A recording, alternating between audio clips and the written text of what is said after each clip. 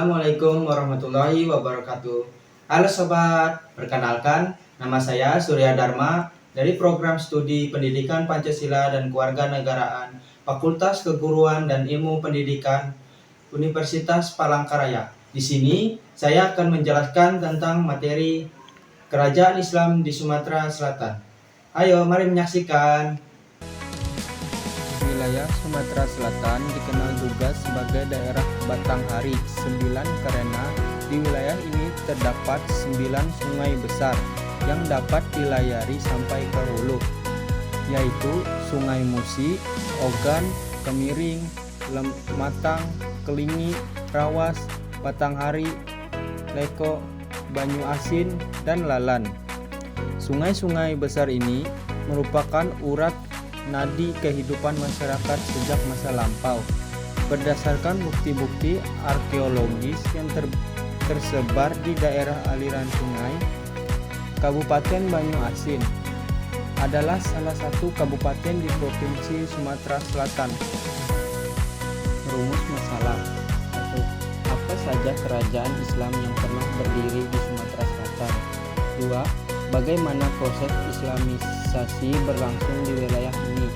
3. Apa saja peninggalan sejarah dari kerajaan-kerajaan tersebut? Tujuan 1. Menjelaskan sejarah berdirinya kerajaan Islam di Sumatera Selatan. 2. Mengkaji proses penyebaran Islam di wilayah tersebut. 3. Mengidentifikasi warisan budaya dan sejarah dari kerajaan-kerajaan Islam tersebut. Baik, di sini kita akan masuk ke pembahasan. A. Sejarah singkat kerajaan Islam di Sumatera Selatan. Sejarah adalah pengalaman hidup manusia pada masa lalu dan akan berlangsung terus-menerus sepanjang usia manusia. Mempelajari sejarah merupakan perwujudan dari tanggung jawab manusia agar hidup lebih mulia. Untuk selanjutnya menelaah sejarah yaitu mengingat masa lalu, tak ada seorang manusia yang mampu membuat keputusan tanpa mengingat apa yang terjadi. Alangkah meruginya manusia jika tak mampu mengambil hikmah dari peristiwa sejarah. Padahal sifat sejarah merupakan sifat yang unik dan tidak pernah terjadi lagi, hanya satu kali dalam seumur hidup. Masa kini merupakan konsekuensi dari masa lalu. Tak ada peristiwa sejarah yang berdiri sendiri terlepas dari masa lalunya. Islam merupakan agama yang dibawakan oleh Nabi Muhammad SAW pada abad ke-17 Masehi yang berada di kota Madinah An-Nawairah. Islam merupakan agama yang begitu cepat menyebar sekitar 23 tahun. Oleh karena itu, masuknya Islam ke daerah Palembang, bisa kita katakan bahwasanya agama Islam yang masuk di wilayah Palembang itu dibawa oleh para pedagang Muslim dan abad ke-7 Masehi. Juga wilayah Arab semuanya sudah berhasil diislamkan oleh baginda Nabi Muhammad SAW dan para sahabatnya yang disebut Khalifah Al-Rasyidin dalam dinasti Umayyah. B. Perkembangan politik, ekonomi, dan sosial. Membicarakan perihal kesejahteraan sosial atau social welfare memang memerlukan instrumen multidimensional untuk memahami secara komprehensif dan koheren isu-isu terkini maupun fenomena sosial yang terjadi.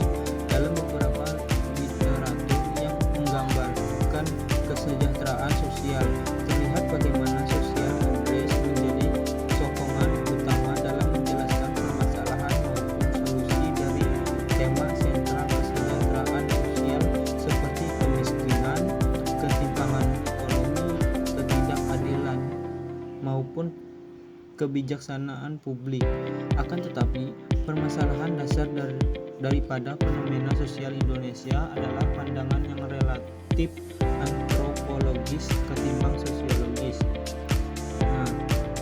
Memahami kesejahteraan sosial melalui kebijakan publik dan kebijakan sosial juga memerlukan komparasi yang beragam, mengingat kini Indonesia hidup di tengah negara dunia yang beragam.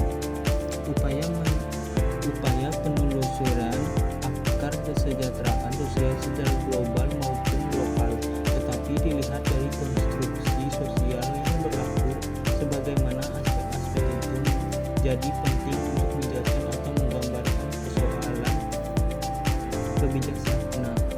kebijakan yang banyak terkait dengan kesejahteraan sosial, juga sifatnya begitu riuh dan ramai seperti kesehatan, asuransi, jaminan maupun pekerjaan yang basisnya lebih dekat dengan ekonomi.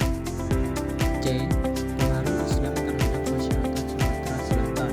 Pengaruh Islam di Sumatera Selatan sangat besar dan telah membentuk identitas sosial, budaya, dan politik masyarakatnya.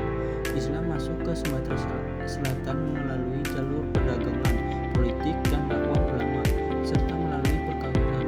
Adapun Islam sebagai agama yang diturunkan guna menjadi petunjuk bagi umat manusia dan seluruh alam, maka dalam hal ini Islam senantiasa mengalami dinamisasi kebudayaan dan peradaban.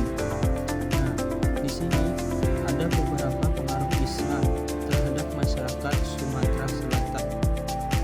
Nah, berikut beberapa pengaruh penting Islam terhadap masyarakat Sumatera Selatan.